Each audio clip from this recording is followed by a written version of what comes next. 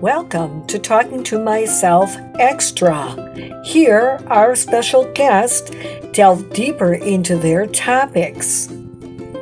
This month, we've been talking to Dawn Heath from Join the Movement Events, an organization that fights human trafficking.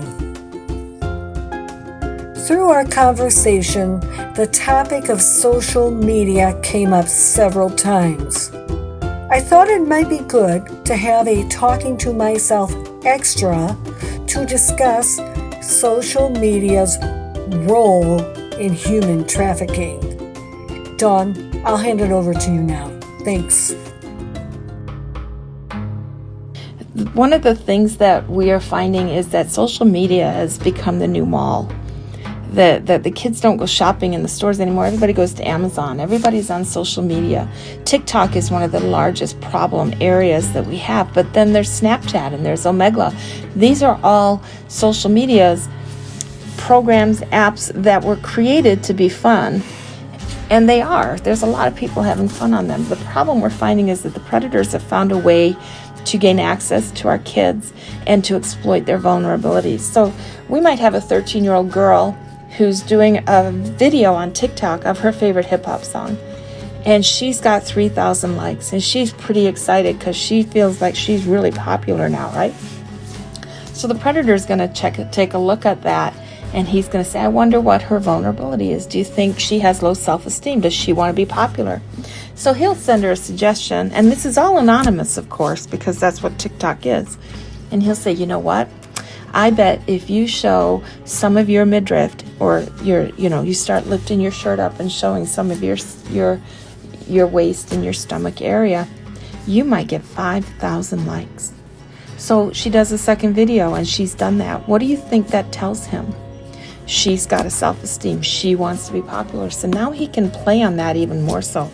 But more dangerous than that is that these TikTok videos already have your IP address and your GPS already embedded in them. So he already has an idea of where you're located. But he wants to find you. And his goal is to find out who you are and where you are. I mean, everything's so anonymous on the internet these days, but it's not.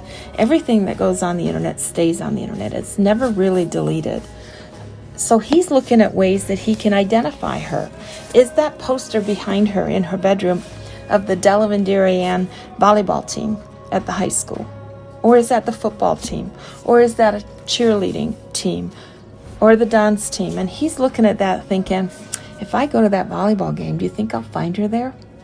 Or maybe it's a skateboarding video and he sees the streets that two kids are skateboarding and he thinks they're kind of cute. And he's thinking, hey, I know where that is. That street's in Delavan. I know there's a coffee shop right around the corner from there. If I go sit in that coffee shop, or if I go sit in my car and wait on that corner, do you think I'll find them again? Do you think he will? What are the chances? So he's looking for ways to identify a person that he's targeting. And he's looking for ways to exploit their vulnerabilities. Here's the deal with social media. You're not even allowed to sign up for social media till you're 13. And yet we're finding out that our kids are younger and younger and younger as they're signing up for Snapchat or Omegle or Facebook, although kids usually aren't on Facebook that much these days. But there's Instagram. All of these areas, you have to be a minimum of 13. And our kids are getting cell phones at younger and younger ages. So we offer a toolkit that provides information. Is your child ready to have a cell phone? And now that they have one, here are some questions and suggestions that you take with your child to help protect them. Then we have 3 pages of apps and what they were created for and why they're suddenly a problem, and what you can do to protect your kids from these apps or while they're using these apps. We also have suggestions for the parents for apps that they can download for themselves to protect their own child. And then we also have internet safety suggestions. And we also provide how to limit your screen time for both Android and Apple cell phones, so parents can limit the amount of time that their kids are on their phones. But the biggest thing that we do to help protect our kids is that we suggest that they are not allowed to have their cell phones or their computers in their room. Have them in a central place in the house where you know what's going on and you can hear what's going on or see. And don't let them have their cell phones in their rooms at night. Teenagers, of course, will hate that. And they're going to say, but I need it's my alarm clock in the morning. Well, that's, a real simple solution. You go to Walmart, you buy them an alarm clock. They're really cheap. But the problem we're finding is that our kids, they might be up late studying. They're studying for a test. They're writing a paper. It comes 11 o'clock, 12 o'clock at night, and they're tired. And so they're thinking, I'm done. I just need to decompress and think about something else. So they'll go on social media in the, late at night. And that's what the predators are looking for. And their discernment is low. They're not thinking that this could be dangerous, and they might let somebody in that shouldn't be there, and that puts them in a dangerous spot. I can tell you that the pandemic has made it a much more serious issue, the rise of social media. I mean, technology changes on a daily basis. Even our own legislation can't keep up with that. How do parents keep up with what's going on? And that's one of the reasons why we recommend a couple of the apps that we have listed in our social media toolkit. And you can gain that. You can get this toolkit for free. Just go to our website. It's www.jtme.org, and that stands for Join the Movement Events.org, but just jtme.org, and go into the resources, and the toolkits will be listed, and we have several on our website that are available for you to download.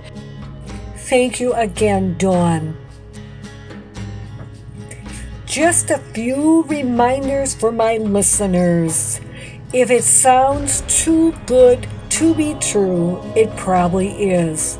Do your research. Be careful on social media.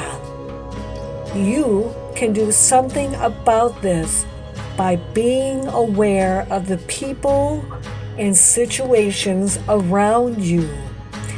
Maybe you might want to set down your phone and look at your surroundings. When you see someone or something that seems off, get help.